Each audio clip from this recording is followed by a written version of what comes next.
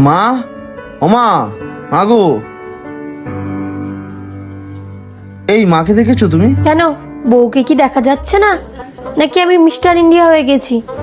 ওর জন্য আমি বাবা মা ভাই সবাইকে ছেড়ে চলে এলাম, আর ওর মা মা করা ছোটে না, সারাক্ষণ শুধু ম্যা ম্যা ম্যা করতে থাকে।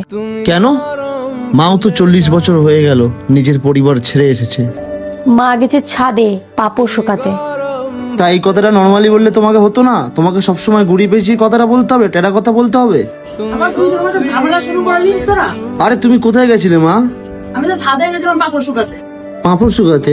দিদি ফোন এসেছিল, ওরা গরমের ছুটিতে সবাই ঘুরতে আসছে, ছাদে গেছিলাম পাপড় শুকাতে। কিন্তু মা, গরমের ছুটিতে তো আমি কবিতাকে নিয়ে বেরোবো। কোথায় যাবি? ওর বাপের বাড়িতে। ও যদি চলে যায় বাড়িটা তাহলে কে সামলাবে? তাহলে দিদি যে আসছে, দিদির ঘরটা কে সামলাবে? কেন ওই বাড়িতে ওর শাশুড়ি ওই বুড়ি সামলাবে?